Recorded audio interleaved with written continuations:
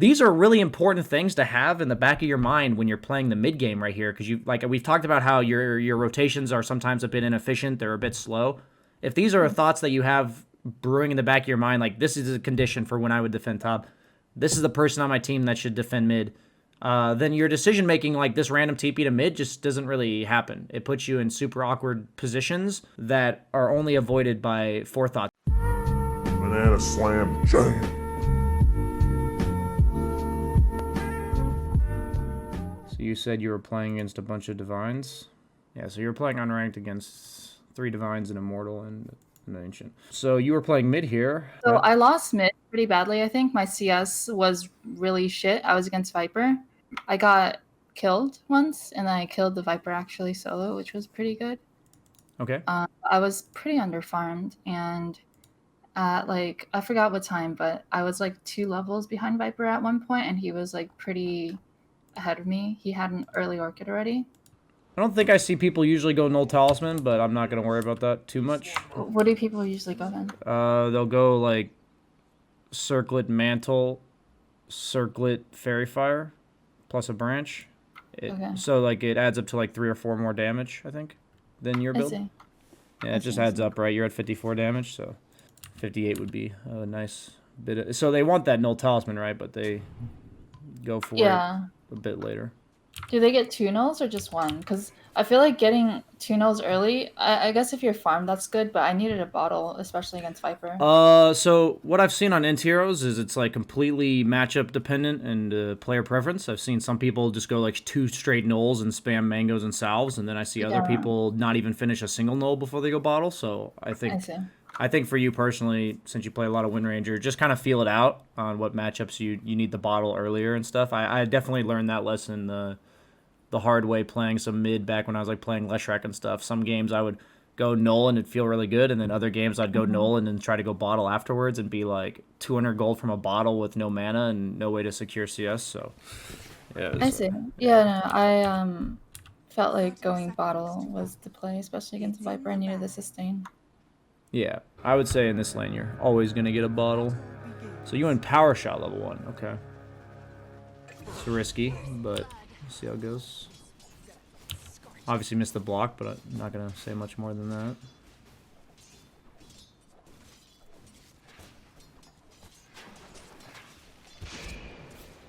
Okay, so if you're gonna go power shot, I think your idea was to like secure a CS, right? Yeah. So I think I talked to you about this. It might have been somebody else, but I think it was you, where I said if there's somebody that is really good at harassing you, especially if it's like a drow or a viper who has an orb, then I like to just shove the lane into them if I'm going to have abilities that clear the wave. So because even though they don't aggro creeps, if I just kill their creeps faster, as fast as I can at least, then they have that much less time to actually hit me, right? So if you're going to level power shot, I think it would be really good if at the very start you like hit the range creep 2 or 3 times and instantly power shotted it when one of your when one of the other melee creeps were low. So you're like going for 2 CS at once. You're also clearing the wave as quickly as possible. And if you're gonna level power shot, I think you should definitely get this range creep. Yeah, I didn't get it. Yeah. Yeah, I realized that, like, Okay, you end up getting it with power shot. Oh, this one, yeah. So... I was really bad at CS. Yeah, we've already talked about it. It's just mechanical practice. It's hard to keep up with your own thoughts if you think about Dota more than you play it. Yeah. I've had that issue plenty. Yeah, so obviously you play a lot of Wind Ranger. I think it's just a super important habit to shift all of your focus to range creeps dying. You know, the first wave, you should always have a plan of attack in the mid lane. It's the same in other lanes too, but in the mid lane, it's even more important. You should always have that plan of attack of exactly how I'm going to get that range creep. If I'm going to get it, some lanes you just can't. That usually means it's a bad matchup. But then right there, I just don't want that range creep to ever die without you power shotting it, or at least going for it in some capacity. The one on the Viper side right now? Yeah, this one right here. Let's see what I do. You just let it die. Oh. That's what I mean. Is it's like a repetition thing where not a single range creep should go uncontested. I see. So if you can get that in the back of your mind, say like the next 5 games you're playing, where you're just like, I'm going to be paying attention to every single range creep that dies, and if I miss the range creep, it's either because I went for it and didn't time it right, or I considered going for it and didn't think it was worth it because I thought I would take too much damage or something. I think that's like a really good habit for really anyone working on laning to get in the habit of. I try to discourage ever using mana on uncontested CS unless it's like 3 creeps that you're going to get and that you would only maybe get 1 or 2. But I think there you could have gotten both of those without using power shots. So I wouldn't baby yourself in the way you use your abilities. I kind of do that too. It's like, I know I could get these CS if I right-clicked them, but I might miss 1 or 2. So if I just power shot, I know I'll get them. But I don't think that's a good habit to get into. Yeah, so obviously when you use your mana like this and you're not getting CS with it, you're going to notice you hit this like 200 gold window where you have very little mana and no bottle yet. Yeah, I missed all the creeps here, which was like really bad, I think. Or the 2 here. Have I talked to you about CSing under tower? Have you done any research on it yourself? I think I'm usually decent. I just was pretty bad. These are so they reworked tower damage, right? Yeah, that's starting like because I haven't really played mid for since then. Like I played mid twice since they reworked the tower damage, so I'm not used to it very like. Just quick maths for you because I know you can appreciate math. So towers used to have like huge damage variance. They like no longer have any damage variance. It's pretty much just assumed the tower does 90 damage. Creeps have 550 health, right? Okay. So if 6 times 90, 540, but you have to include armor. So the creeps have 2 armor, which gives them 10% physical resistance. So instead of 540, they're taking 486 damage from the tower. So basically, if you think about it this way, if the creep was absolutely full health, your hero has to hit for 76 or more damage. Or 74 or more damage to kill the creep. If not, then you have to hit the creep and then hit it again. But like if it's missing health like this, did I do that math right? I did, right? 486. So tower does 90? Oh, 64. Because initially tower did like what, like 3 hits? It was 110, but it was an average of 110, but it ranged from 100 to 120. Yeah. So okay. it was like insane tower. Easier. It was a lot. It's insane tower variance, but nowadays it's like very predictable. Okay. So I said 540. You subtract the 54, it's 486, and then if you hit for 64 or less after armor, so it's about 70, then you have to hit the creep. But when it's full health, right? So like right here, it takes 6 tower shots. So when it's full health, I have to hit it once. Yes, exactly. Okay. But since it's missing 28 damage or 28 health, a little sliver, you don't have to hit it, right? So this creep, like I can tell you, every time a creep comes in missing a sliver of health like this, you just don't have to hit it, unless you're techies. So then you just don't you think I need to like?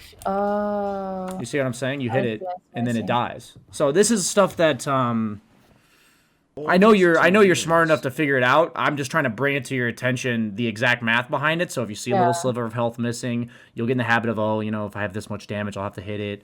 A lot of it is feel, but knowing the exact numbers when they are max health will prevent any missed CS like that.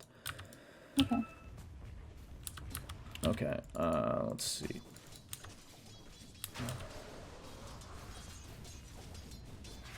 Yeah, so if you haven't played mid in the new patch since they reworked tower damage, you're going to miss a bajillion CS under tower. I did, like, everyone, even top players, were missing CS under tower for their first week of the new patch, so it's just definitely repetition there. Not going to harp on it too hard. Did you think tanking that damage was okay for the deny?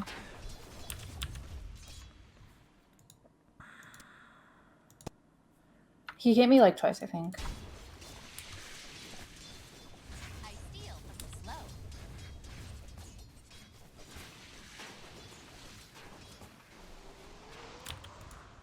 I would say since you're flying yourself a bottle right now, or you're really close to a bottle, and you have absolutely no mana, and you had full health, and so you're gonna have to bottle 3 or 4 times, or 3 times anyways. I think it's fine to take Okay. that damage.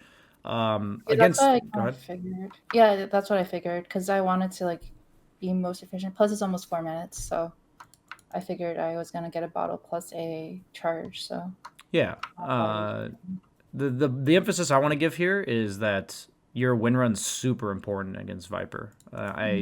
It's similar to, I guess, Viper. It's probably the most important against Viper, maybe Huskar.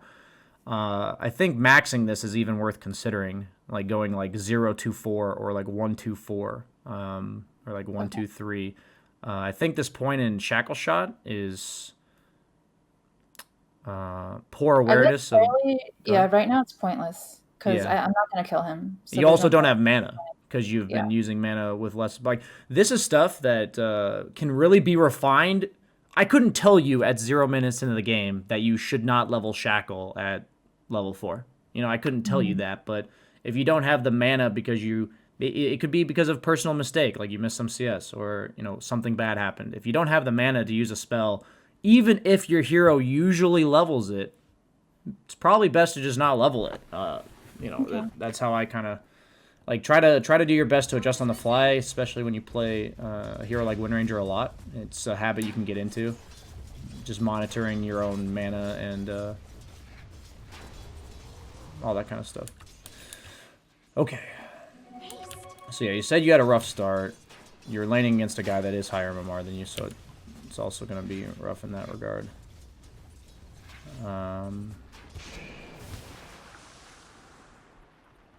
So this is an example where you have Power Shot, you're pretty low health, you have a Haste Rune. I would definitely be using Power Shot to get both of these creeps, Okay. lining it up to hit both of these.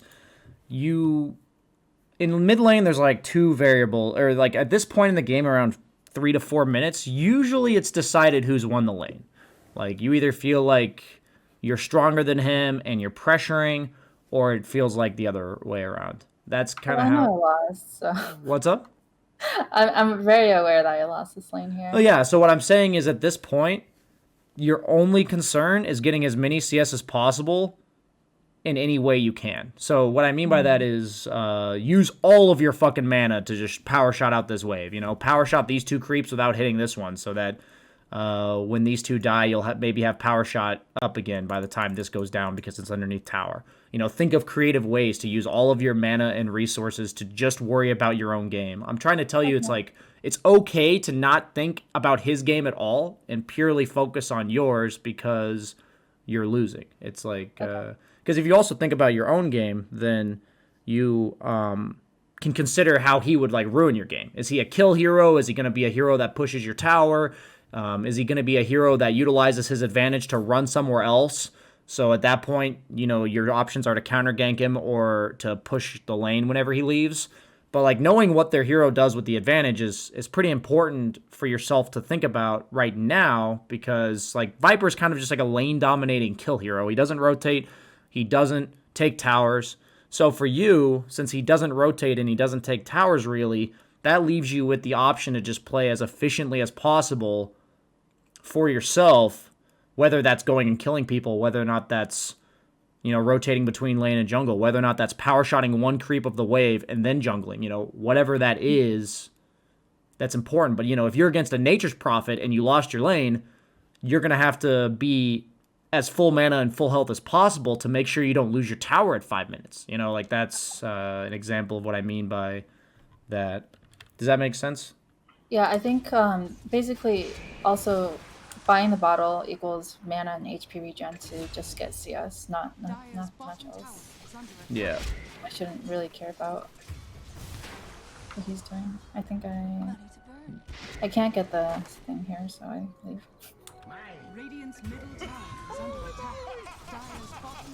The minute he invades your rune like that, your two options are to salve clarity, fly it to yourself, or instantly go base and come back for the I kill. see. Like this is a mid laner, it cannot really Yeah, ever I happen. think I die here.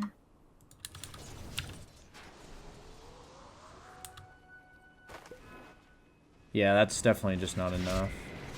I didn't have enough gold for it, I think. I might have, I don't remember. Okay, he lets you get a rune. It's very nice of him.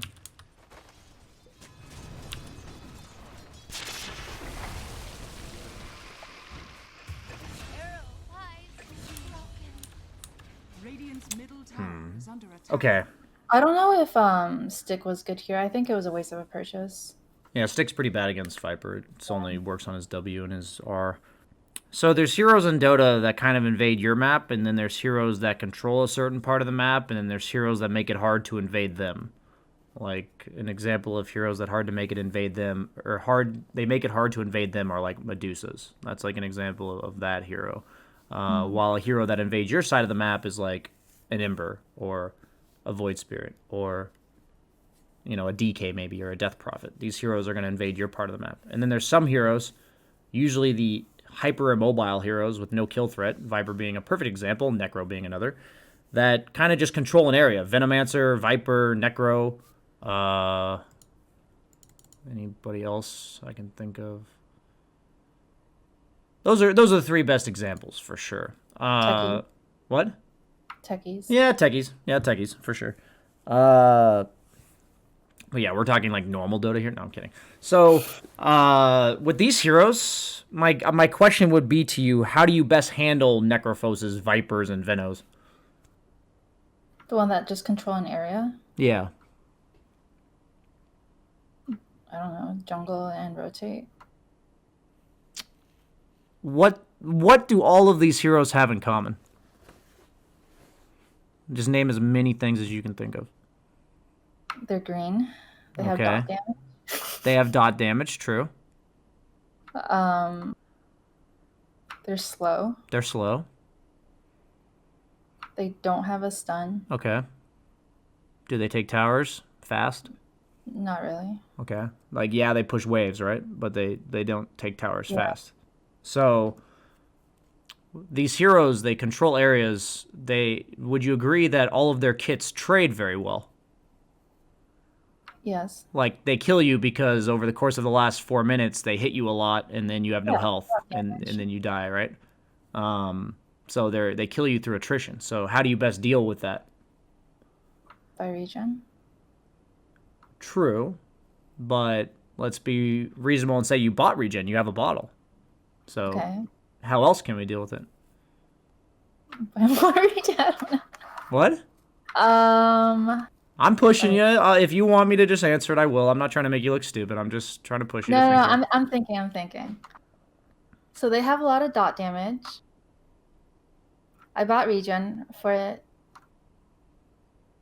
Oh, I should just make sure that they don't hit me. So I push the lane against them and then jungle and then do the same. Yeah, to create as much space between you and them as possible. If you watch this lane back yourself without me having to show you specific examples, there's at least 4 or 5 times I've seen you in the vicinity of Viper, and I'm just like, why? Like, why is she even in attack range of Viper? You just ignore them. You defend the tower as long as you can. You ignore them.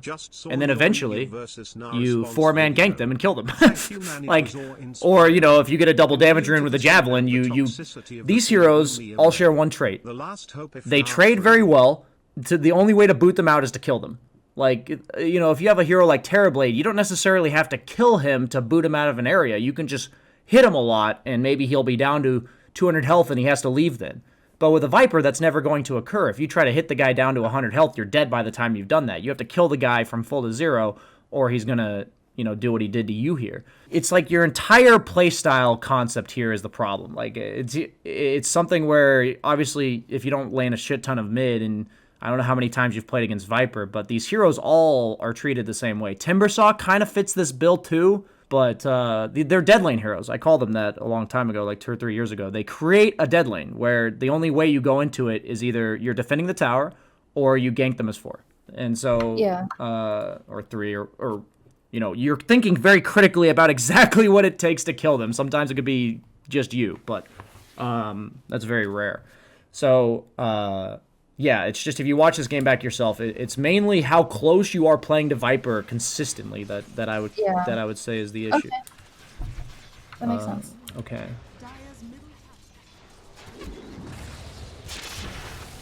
Nice. Okay.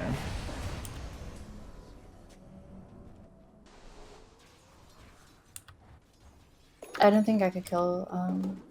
Yeah, that's a No, fine sorry. example. Those are the type of decisions where whatever you think you're doing bottom, I'm not going to tell you what's right or wrong. Whatever you think you're doing bottom, you're probably missing a small camp.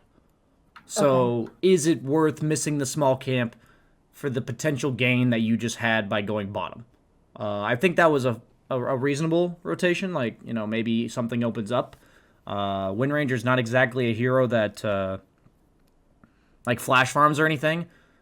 So like when you're a hero like Storm, for instance, there, you'd be much less inclined to do what you just did because you probably could have farmed 1 or 2 camps in that time, and that's what your hero wants to do. But as Wind Ranger, that was reasonable. Okay.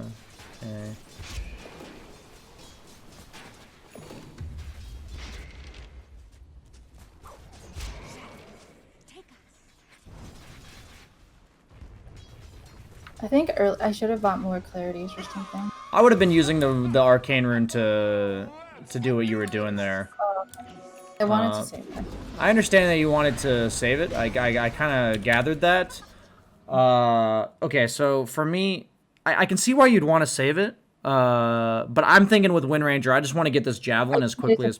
Okay. Yeah, I want to get the javelin as quickly as possible. So, if the rune can be used to accelerate my next timing, then you should just use it. If it's like a haste rune, you know, maybe consider holding on to it because it gets you out of jail, free card there. But yeah, so it's pretty straightforward there.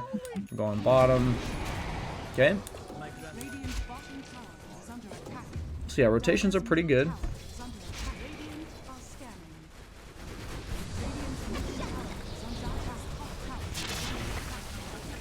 I died for that kill. I don't think that was a terrible. Go ahead. If I moved better, I probably wouldn't have died. Let's rewind and talk about it for a second. I ran under tower, took 2 tower damage instead of running backwards. Like after I died, I was like thinking about what I could have done to perhaps lived.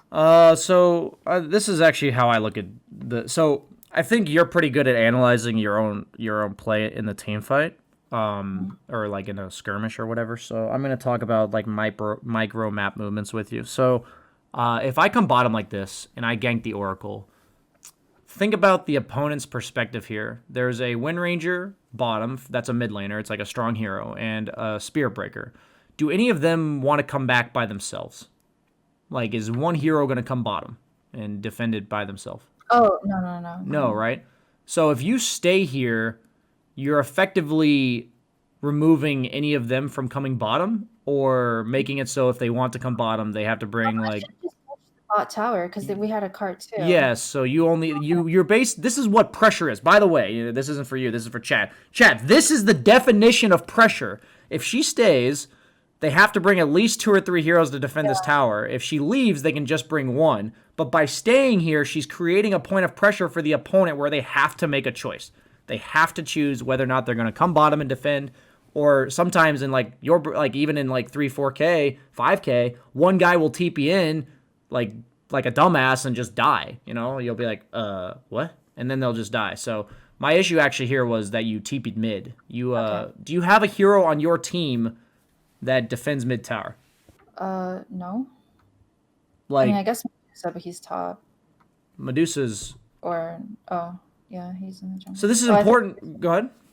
Okay, never mind. No, the important thing is I'm asking you, like, name another carry other than Medusa, a farming hero, let's say that predominantly farms around the mid lane. You play her. Yeah, like Wind Ranger, right? Me. No, right? Wind Ranger I would not consider this. These are like flash farming, camp clearing, wave clearing heroes that play around mid tower. Are you talking about Lena? Yeah, Lena fits that description very well. And what? Well, I didn't know what you were asking. Yeah, sorry. I try to ask questions, but I also. But like Lena's not on my team, so why would I? No, I'm asking you to name other heroes that fit this description. Medusa 100% fits this description. So we're talking Lena, we're talking Alchemist, we're talking Puck can do this, Tinker, a lot of heroes. Zeus. Any hero that has to be right on top of the wave usually doesn't fit this description, so SF's fine. You know, so the point is, though, is that if you think about this stuff every game, then if you looked at your own lineup, you would establish for yourself that it is literally never your job to defend mid tower. Because there's Medusa there? Yeah, because you have a Medusa on your team. Okay. That is the hero on your team that would be most likely to defend that. Do you have a hero that naturally sits top and pushes out the wave? No. No. So if you guys are going to defend top, what's it going to look like? A fight? Yeah. So who then would you want to go first or set up for you? Spirit Breaker? Or I don't know. Either Spirit Breaker. I don't think I should go first. yeah. Maybe just Spirit Breaker, Skywrath, perhaps. I think Disruptor, Spearbreaker, or Sky could be decent setups, right? But you literally said I don't want to go first, right? You Yeah. actually said that. That's a really good point that I didn't even have to ask about. So that's really good. These are really important things to have in the back of your mind when you're playing the mid game right here, because you like we've talked about how your rotations are sometimes a bit inefficient. They're a bit slow. If these are thoughts that you have brewing in the back of your mind, like this is a condition for when I would defend top. This is the person on my team that should defend mid. Then your decision making, like this random TP to mid, just doesn't really happen. It puts you in super awkward positions that are only avoided by forethought. So, like, if you're gonna defend top, then you'd be like, if you want to defend top yourself, say, you'd be like, hey, Disruptor, Spearbreaker, Skywrath, can you set up top and I'll TP in? And if nobody responds, then you just don't defend, right? I think in this play what happened was I saw mid pushing in, so I went to defend it. But what I should have also realized that we had a cart, so I could have just pushed it further.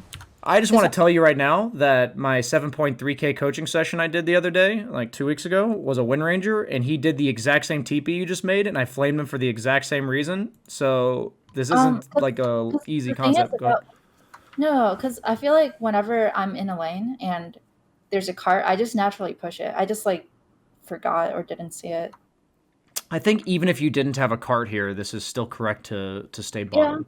Yeah, there's 3 of us here. It makes sense. Yeah, the cart like definitely makes it better, and it's good that you're, putting it in your consideration. Yeah, like little hints, right? Like, Yeah. oh, cart pushing, 3 of us. We just 2 are dead. We just got to kill. Like, we should just pressure the tower. Exactly.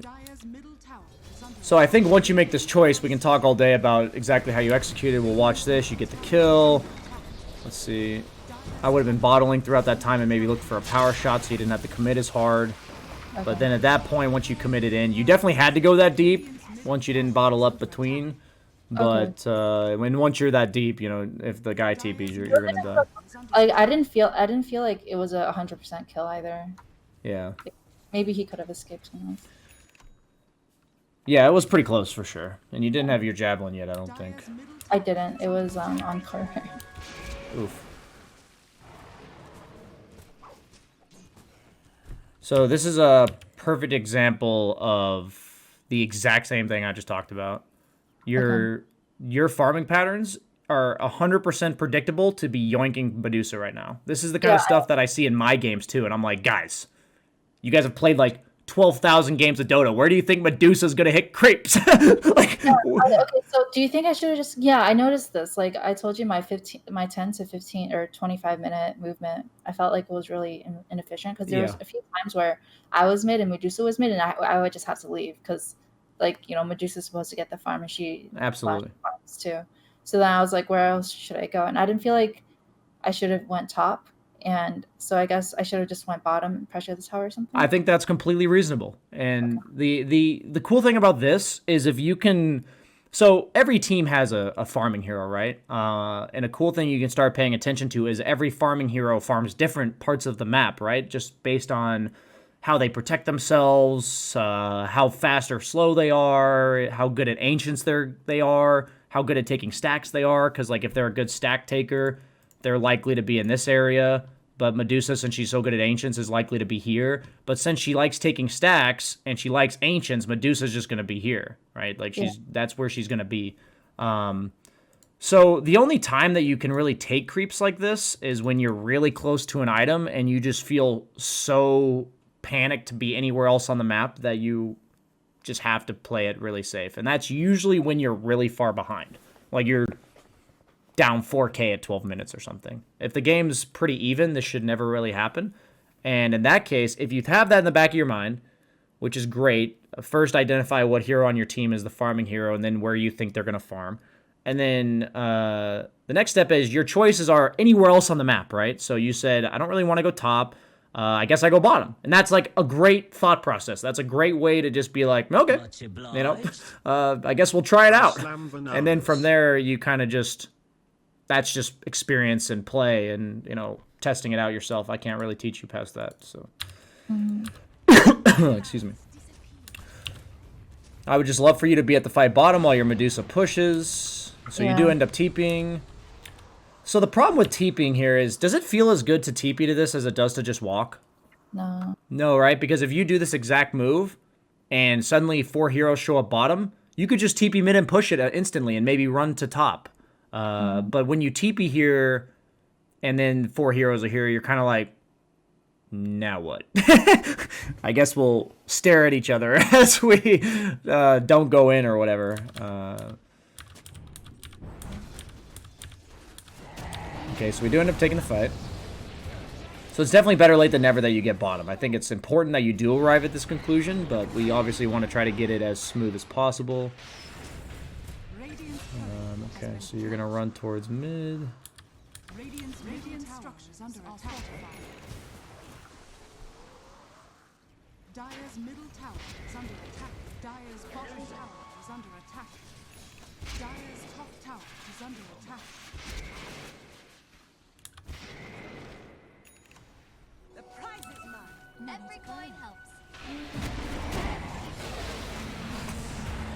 We don't kill the Oracle. It was so sad. If you're a kill hero against Mirana, just have to have dust. Yeah. What the fuck? You just have to have dust. I buy a ton of dust later. Like, I think I'm chipping on it now. I realize. I think this game right now is super awkward because this tower's still alive. I'll tell you that you probably feel awkward, and it was all that, what was it? It was like 11 minutes in, right, that you TP'd mid, I think? Somewhere around there. So, a lot of times, if you feel awkward in a game, try to look back on some moment where you could have taken a tower or, like, could have pressured a tower and then just missed it. Because it usually occurred 2 to 5 minutes earlier. That, did you have a question? Sorry, I heard you trying to say something. Okay. Yeah, I was like, okay, we don't really have offensive vision, and now the fights are like really awkward in this tower. Like that's what I was thinking. Yeah, now the PL has defusal, so if you want to try to poke the tower down, he can actually just send mana burning illusions at you, which is like super annoying. So like their capabilities of defending the tower are much stronger now than they were at 11 minutes. That's basically why it feels awkward. So we end up getting the PL kill, but Medusa died somewhere else. Oh yeah, he died mid and started flaming my disruptor. Very nice. Very nice.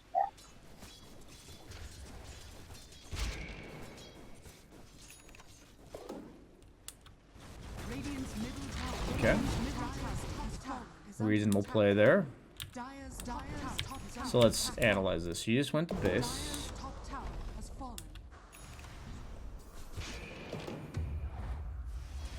I think you're putting way too much emphasis on being around mid. I think the runes are nice, but I also think you're missing a lot of farm top. I think you're actually the best hero on your entire team to farm top. Well, I almost never went top this game because I felt like being mid and bot was the better play since we didn't have bot yet. This is a game where your Medusa is going to be farming, and it's going to be around mid. So the hero that's naturally consuming farm is not going to be going top. And then your team doesn't really have flash farming, right? You have a Spear Breaker, a Skywrath, and a Disruptor. So there were actually a lot of points in this game where your Disruptor ended up going top instead of you. And I think it's just bad priority. I think it's okay for him to go top instead of you, but I think I would rather just have you have the farm, right? Like, I think him being bottom and then you TPing in is about the same as you being in the fight and then him TPing in. I'd argue... Go ahead. So my question right now is, if bot tower was taken, I feel like our play, like our team would just be in the enemy jungle farming, right? And like pressuring the bot T2. Yes. Okay. So the way I look at bottom right now, go ahead. Natural. Like that would feel a lot more natural to me. Like during this time, I was like, I wasn't sure where to go on the map because if I go top, I would kind of be far away from the fight. Like, because I don't have a TP right now, right? Yeah. So if a fight breaks out bot, I can't be there. And I feel like I'm pretty crucial in these fights right now to be there. Yeah, I agree. So your thoughts there are pretty good. Like you're on the right track. That's the funny thing about Dota is sometimes you can have thoughts that are like on the right track, but they can lead you astray because you know more than you should or something. You know, like if you weren't thinking like this, you might just go top to hit creeps. I see. So how do I word this? So I think I did like record a recent video for people watching. It's not on YouTube yet, but it's basically like an outline of order of objectives, right? And it was like mid tower and bottom tower are always going to be the first two objectives you look to take. So when you're a mid laner, there's a rare exception where top tower gets taken because your carry like crushed the lane. You know, your carry's like 2 or 3 levels ahead, and if you just naturally walk top, you'll take the tower because you have a Terrorblade that's ahead by 2 levels, or you have a Troll that's ahead by 2 levels, like some tower taking safe laner that won. But other than those exact scenarios, usually it's bottom and mid. So like an example at that 11-minute mark when you miss the chance, it's really important to always be thinking first and foremost, what objectives could we take, and have that be your first priority. And if you always are thinking like, okay, I know it's this bottom tier one, those TPs to mid aren't really going to happen. So it's like it's not only all the stuff I mentioned about Medusa, but it's like, okay, this tower needs to be pressured. I'm going to look for every single opportunity that I can to pressure it. So at this point in the game, I would ask you, do you feel like it's nice to pressure bottom tower? Do you feel like you're strong to pressure bottom tower? No, right? So with that understanding, since bottom tower is your only objective, you don't have to show up to fights right now for the next 40 seconds because there's nothing to fight for. Okay. Is it like if your team wants to fight, it's like there's just no objective base to it. So at that point, I would usually communicate something like, "Hey guys, I'm farming top. Eventually, we need to take bottom with Dusa because since you guys took so long to take it, your carry's actually going to have to participate in the tower push." Does that make sense? Yeah, it does. Okay. It all comes with the initial thought of, do I feel strong enough to take an objective? And if I do, then let's be there. And so this is an example where I even told you ahead of time, it's late enough in the game where your Medusa actually has to participate in the tower push. So at this point, you're no longer the pace setter. You're no longer the timer, right? Like earlier on, you were the one that could dictate movements on the map. You were the one that could say, hey, I think I feel strong enough to go bottom. Let's go. This is the point in the game that I think a lot of supports struggle with. I think a lot of off lanes can struggle with this too, is when you're not, I used to struggle with this a lot myself, if you're not the source of power for your team, then you need to immediately ask yourself who is, and then play based on what they're doing. So if Medusa's playing hyper passively on the map right now, then you need to play hyper passively on the map, and there's really no other choice there, right? So if you're in a pub and you're like in solo queue and you're like, God damn it, my Medusa's been AFK farming for. Go ahead. Because you would try to like force fights and shit. I'm like, yo, if your carry's just farming, just farm. Yeah, you literally told me this shit. So yeah, you know what? Fuck you. No, I'm kidding. So basically, like forcing fights, and you got like super frustrated. Yeah, I did. I know. I used to do the same shit. It's a hard discipline to have, but I realized when I'm not strong, there has to be somebody on my team that's eventually going to be strong, right? Like otherwise we just lost. Right? It's like if that's not the case, then we just fucking lost. So I should have just been top.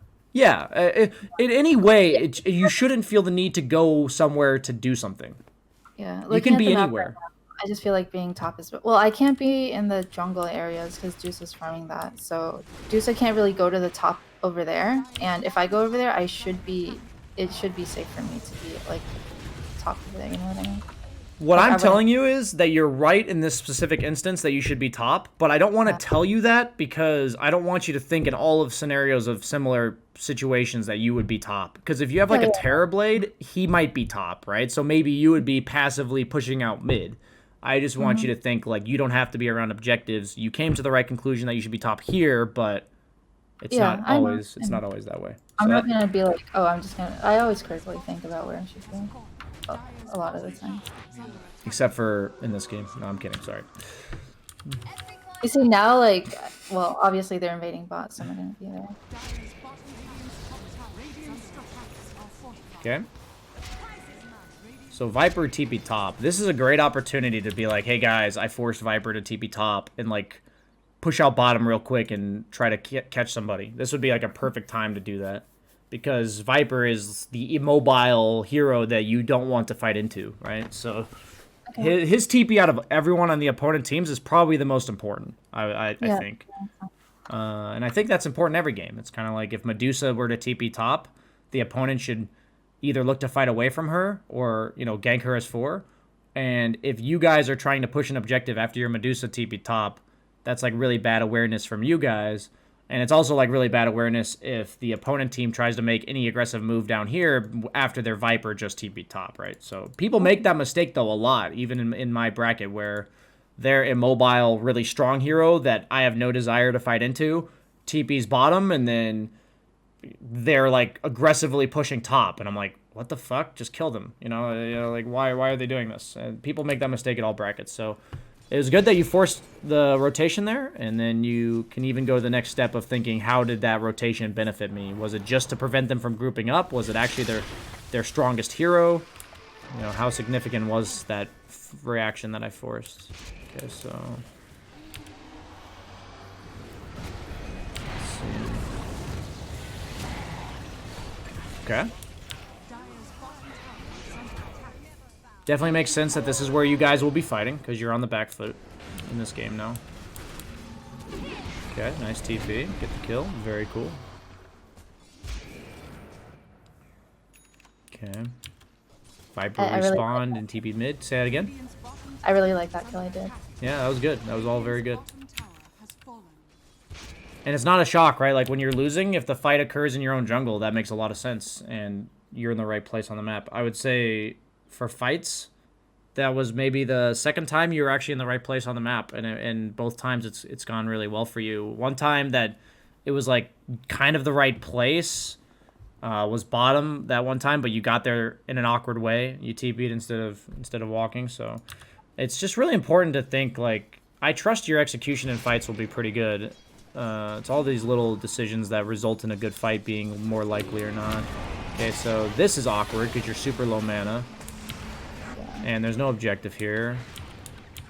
So you got your MKB. You're going to run back to base. Power shot damage over attack range with MKB? Is that right? I actually don't know. I don't think so, but... No, I don't know. I don't know. I guess I should have done attack range. Yeah, I think if you're support, you'll probably take the power shot damage, but with a range, with core, with... her as up, so yeah, I think that's... I know that. I've coached people in similar spots, so... It's just like a natural thing. Yep.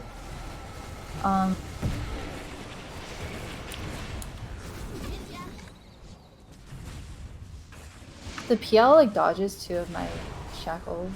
It's pretty insane.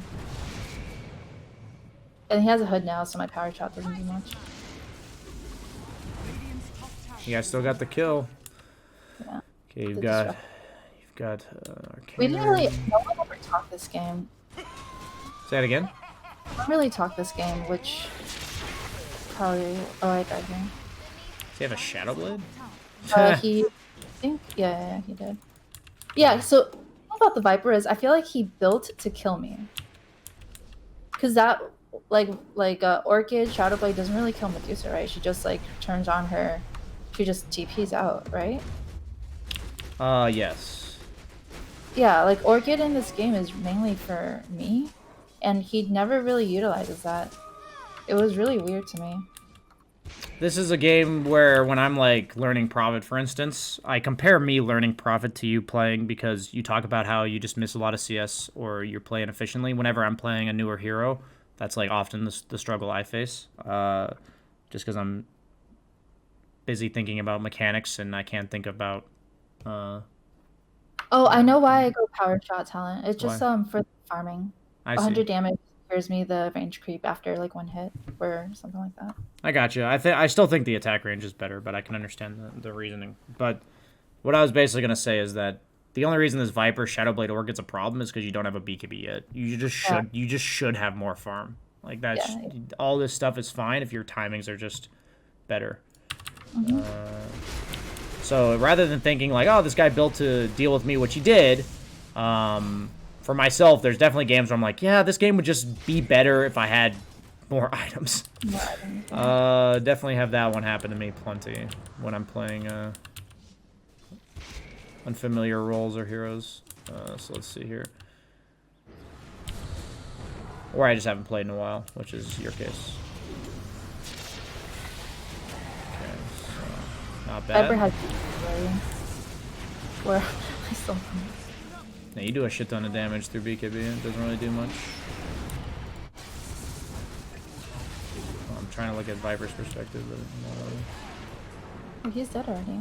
Yeah, I died here. I should have went bot to kill the other two, the subs, but I shouldn't have soloed against the PL. That was my mistake. I thought everyone was gonna kill PL with me, but they decided to change targets. What'd you do right now? Huh? What should you do right now? TP? Yeah. Oh. Oops. Oh no, he has the thing in the jig. Oh, I guess I didn't see that at first. I actually didn't change my opinion on that. So I would have definitely tried to TP and then got clumsy knitted. So I guess it's the same result. No, yeah, no. In that fight, I just shouldn't have focused PL. I should have just let him gotten away and killed the two subs. Yeah, once you don't have focus fire anymore, I don't think you're ever gonna do anything to PL.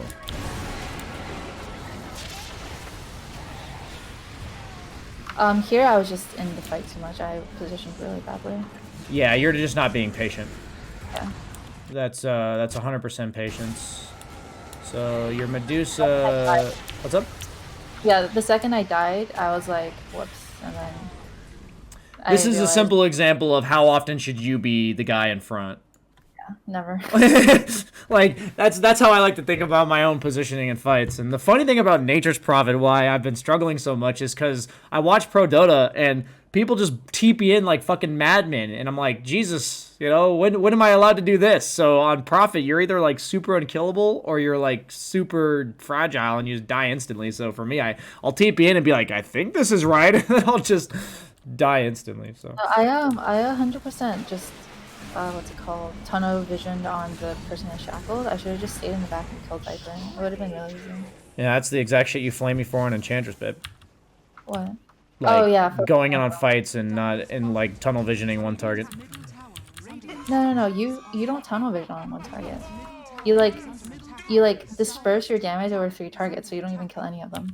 Well, that's because I'm tunnel visioning on one concept of the fight, like rather than thinking my job on my hero is to deal with this hero and etc. Because like if your priority's in the right track, then these are the type of things that will just happen. So like for you, if you know you're supposed to never be in front, every decision you make with your shackles, with your ults, will be under the assumption that you're still going to be in back, right? So for me, like on Enchantress, I didn't realize how important it was that I chose the right target because, you know, for me, I didn't realize the best use of my hero in fights was just to remove one guy from the equation because I could just throw impetus at him and he would have to leave. That was the lesson that we're talking about for people wondering. But the example for me here is I like to think, like, am I going to be in front? Am I going to be in back? Am I going first? Am I going second? Like, you know, your Medusa wasn't really that close to dead or anything, so we don't have to feel rushed to go in. Yeah. Definitely just a matter of getting a feel for when you have to go in. So your Medusa's in the middle again. Nice shackle, beautiful stuff. Okay, nice focus fire. Okay.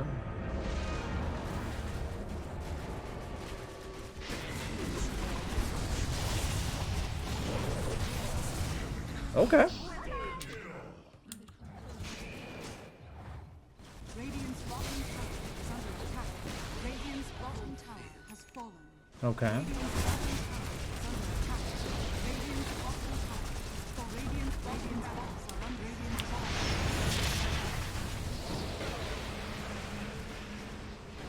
Radiant's top tower has fallen. Okay. All of this has been fine. Nice shackle on those catapults. They had it coming. Less tower damage, you know. The rest of the game went pretty smoothly. The rest of the game, what? Went pretty smoothly. Okay. Then we can wrap it up there. Did you have any final questions or anything, or do you feel like we covered what you were looking for? I think we're good. Sweet. Okay, I'll talk to you when I'm done with the stream then. All right. See you later. See ya.